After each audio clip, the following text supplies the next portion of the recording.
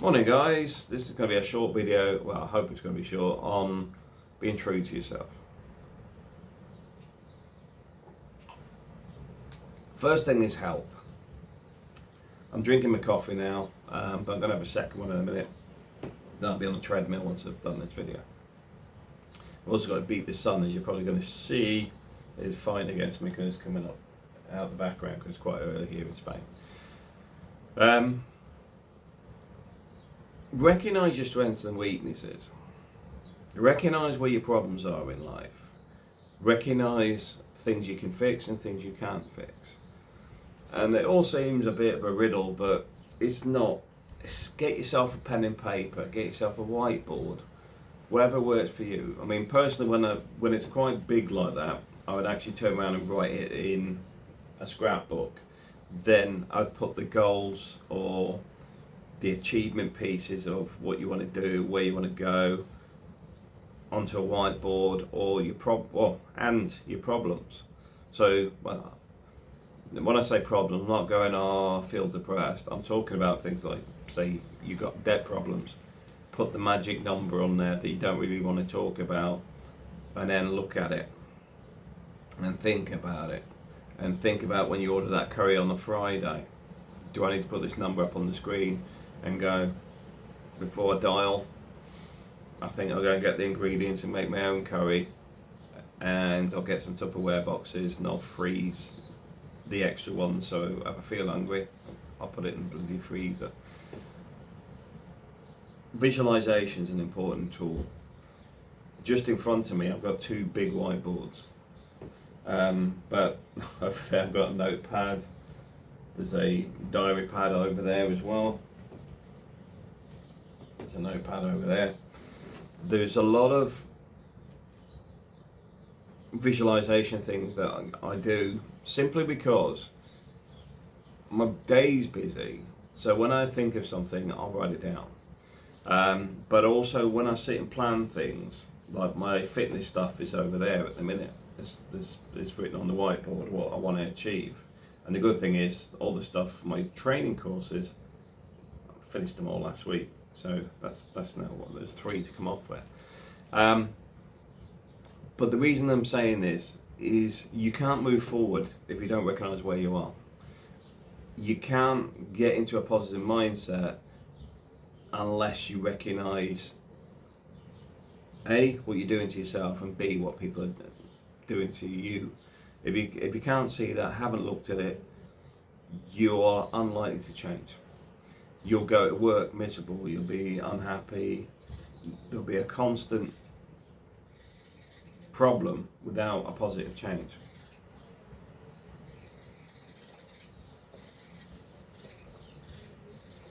So,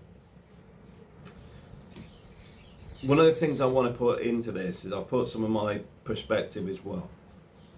Because it's not a case of I don't go through this. It's not a case of I just read things and regurgitate it. I go through a lot of stuff myself, which is why the information I share is stuff that A is work, B,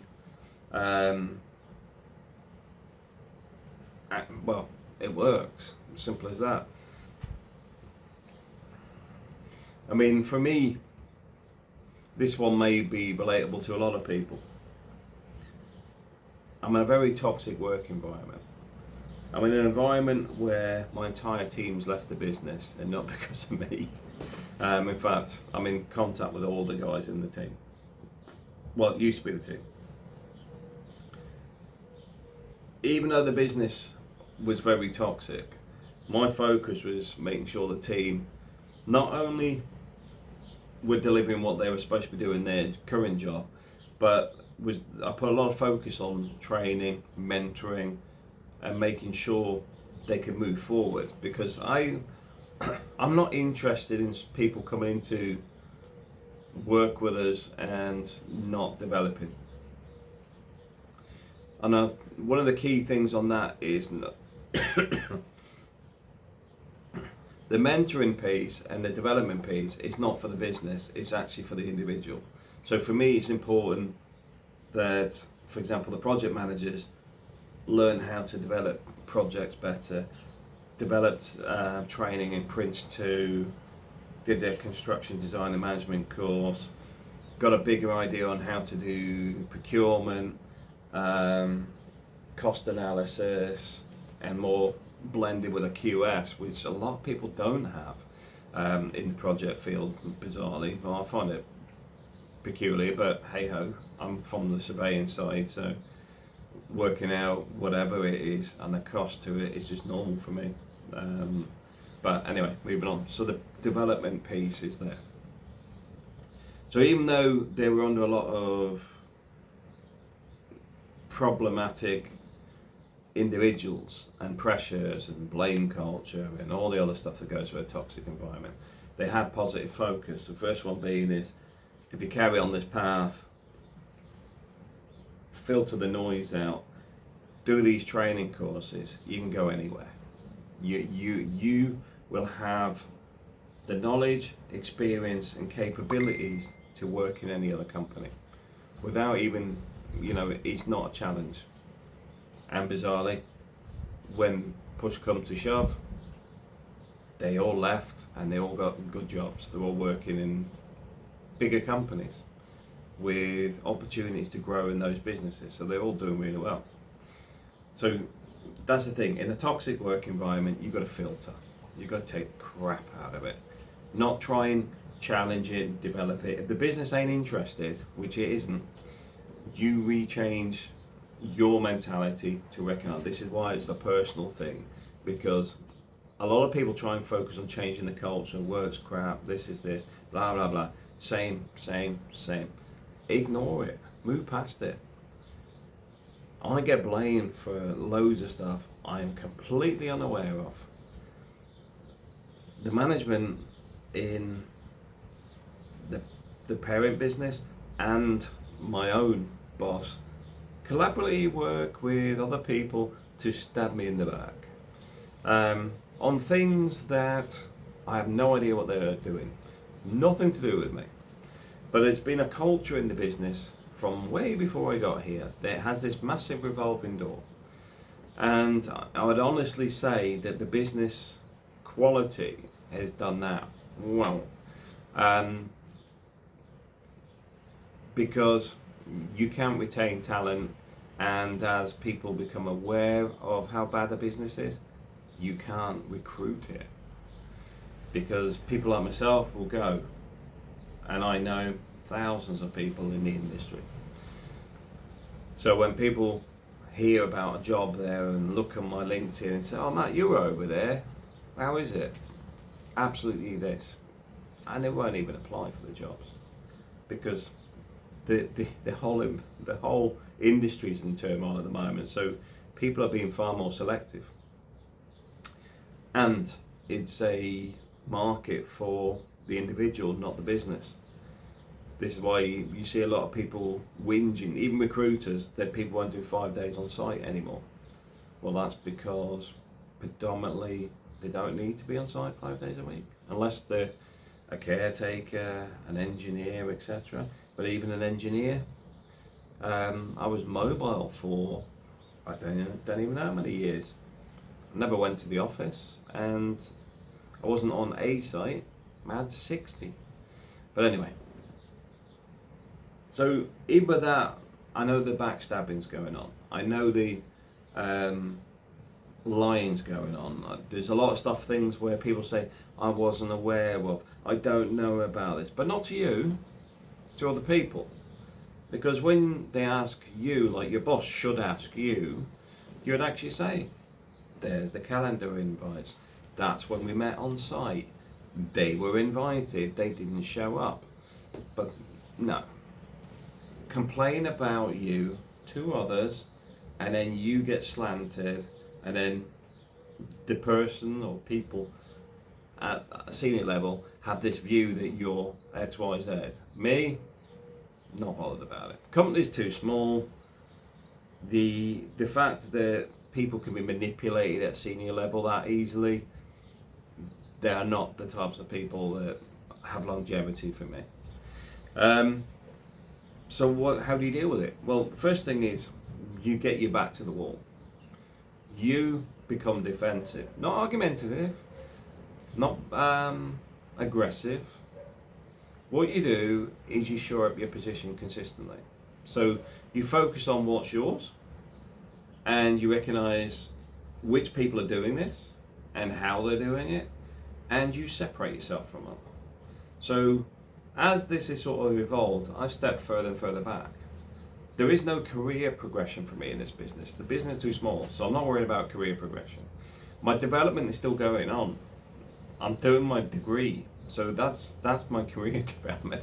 It's nothing to do with this business. There is nothing this business can teach me. And it's not me being arrogant, it's too small. I've worked with massive companies and led up big teams. I mean, go back to the Oman days, I think our engineering was 1,000 people. I'm not particularly bothered. The longevity of it is around finishing my degree and just enjoying life. So the first thing is you shore up your position, you step back, you make sure you document everything, because like I said, you put things in the calendar, and then you start marking people like the CEO and stuff into the same meetings, and they start going, why do you keep doing that? It says, well, just for clarity, so everybody is aware that the meetings have been booked, that people did not attend, because once a meeting happens and people don't show up, I'll send out an attendance piece, and they don't like it. You've got a culture in the business where they actually say, don't do emails, do phone calls. Why is that? Because I can control the narrative then. So you keep it very structured. Your work colleagues, you have to treat like a bad client. But as you do this, you're shoring up your position, so you're already performing anyway. So you're not having to change much. You're just going, right, I'm doing this, right? You want some specific, what are you asking me? Be specific.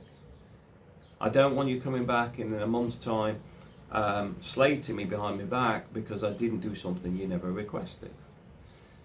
Keep it all specific, keep it very documented and structured. It won't protect you if it goes down the route of, being pushed out of the business. The slant with corporates now is so, shall I say the word? Scummy. It's scummy a word. They're all self-preservation, but it's starting to backfire because they can't get the right staff anymore. But hey ho. I think there was a stat the other day that said 80-70% of senior managers are now what they classify as mediocre managers and accidental managers. The same thing, it's just the terminology is different. But they're exactly the same. They're basically people don't know what they're doing, they don't know their job, and then which makes them often narcissistic, deflective, blame culture, etc., etc. So the point is you shore up your position. You don't let it bother you. And that's the other thing, is when it's not bothering you, it makes it harder to get under your skin, because you are not focused on retaliation, overprotection. You just start structuring things as if you're dealing with a client when they're actually, these are your work colleagues. They just can't be trusted. And then you focus on your training, you focus on your personal development, you focus on your fitness. You reduce your hours from going like say 80 to 100 hours a week down to what you're getting paid for. Start looking after yourself. It's not a self-preservation society, it's just recognizing that a lot of people will use and abuse if you let them do it. So step back, start taking the control of your life. The same goes with finances and future proofing and things like that. You need to look at these things and decide what you want to achieve. My investment fund is growing. It's not grown massively, but I'm hoping to plug some of that with some outside development work. So I can get some private stuff going. Anything I make on that will be dumped straight into the investments because I don't need it as a day-to-day income. But once that hits a certain level, I can quit the day job. And that's where you should start focusing. How do you get to that? Because people talk about retirement. To hell with retirement. Retirement is, for me, would be boring. I'm always going to be busy, so I'm not interested in retirement. It's about control. You know, the goal that people are setting for us is you're off to pastures until you die. What you want to be doing is developing strategies that say to screw your bloody pension, screw your retirement. I want to build wealth to the point I don't need a bloody pension because I've got consistent income. I mean, at the moment, the growth on my investments, I think I would do it another 5 years. I could have enough to basically live. If I actually stimulate it with other incomes, like I'm saying, I could get to the point where I'd never need to work again. And my kids now will be in a position that they're taken care of as well. So as the missus, well, the missus don't have to worry anyway, because let's face it, when I pop my clogs, she inherits whatever I've generated. The point being is, you've got to look after yourself. Do not rely on the state, do not rely on others. There was a conversation we had about pensions and stuff recently on the channel. My personal view is I like to have it where I can access it. I want the ability to just cash out. So I basically just could disappear off to Asia and just be gone. Nobody needs to know where I went and where my money went. I like to be in that position. I don't want, oh well, if you're in the UK, your pension can go up by this amount. Well, to hell, just give me all my money and I'll take it with me. Another part of being true to yourself is make time for yourself.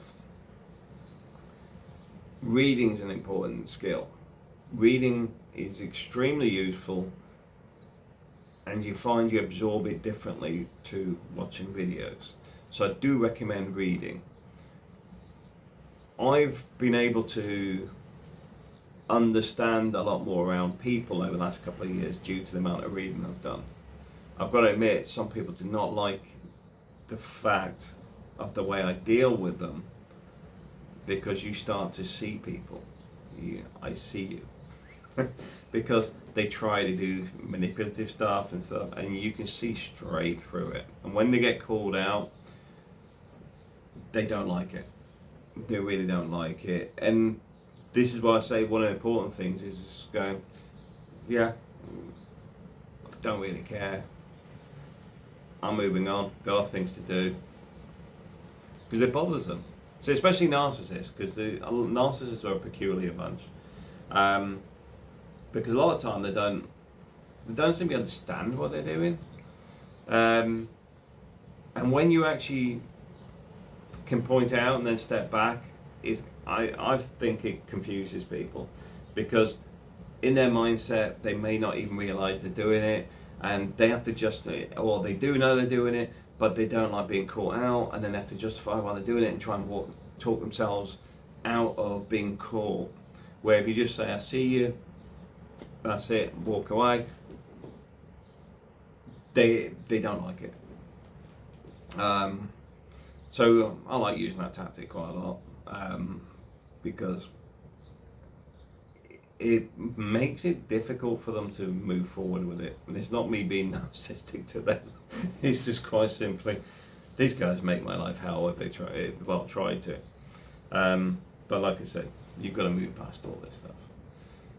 Reading, not saying you want to read to understand people unless you actually need to. I mean, there's a lot of books out there. If you want me to talk about books that are good for that type of development, I happily do it because I've got shed loads of books on the subject, and they've all been very good from different angles. The same as developing your abilities and techniques around certain things. If you work in business like I do, developing strategies, developing how to communicate, etc. These are all important skills that you have to home in on. And this is why it's all about you, because if you can't see what you're doing badly, you can't see what you're doing good. If you can't understand what you're doing right, you can't understand what's going wrong. Once you start reflecting and understanding about yourself more, firstly, when people try and pull a flanker, you're more resilient to it because you know you're better than that. But secondly, if there was an opportunity you created that people could do that, you can take it on the chin and make sure that opportunity is removed from the second time. You evolve. And that's the key to all this. You are evolving. So be true to yourself. Being based doesn't mean be weak. Being based is recognizing your current situation, recognizing where you are, recognize what you've achieved so far, recognize what's going on, who's doing things to you, who's not doing things to you, who supports and you can trust, who you can trust as far as you can throw them.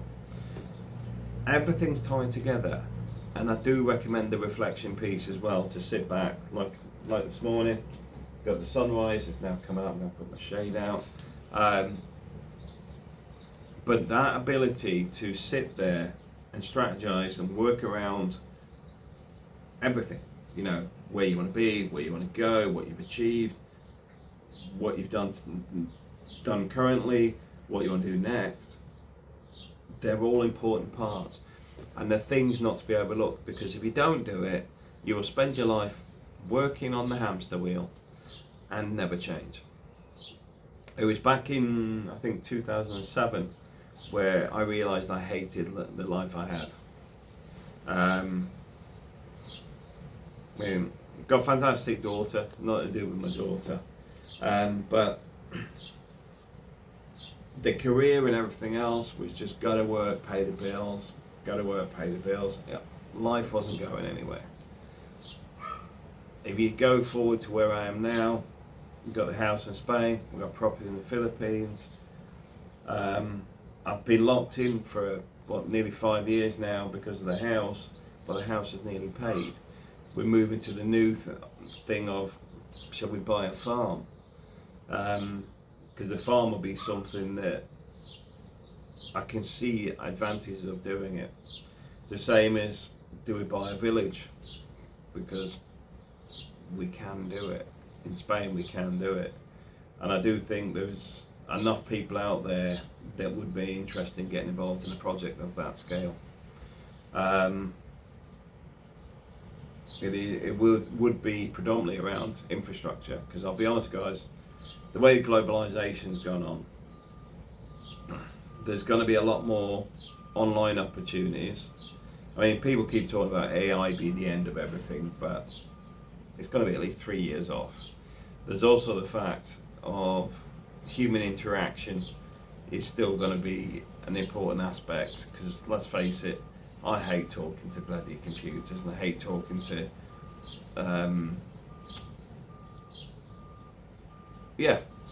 the old automated answer machines. People hate them.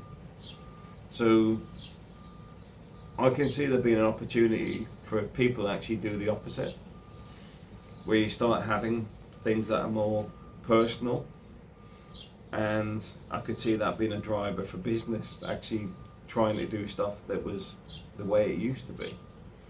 Why? Because I think people are tired of it. I certainly am. You know, like we've thrown the banking system and it's automated. Well, let's face it, my banking has actually moved back to. I think everybody in their call centre is actually UK based as well. So there is stuff that will keep evolving, changing, etc. There will be opportunities for, say, that type of thing where they're just looking for people that aren't natives of that country. Doesn't mean you have to sit in that office. In fact, the whole COVID thing was the death of the office in many cases. But anyway, going off tangent. But I just want to do this video today, just saying, guys, keep a focus on yourself, keep developing yourself, keep moving yourself forward. You will get setbacks, but part of that is reflection. What have you done wrong? What's gone right? Move yourself forward and keep moving forward. The key is never giving up. Thanks for watching.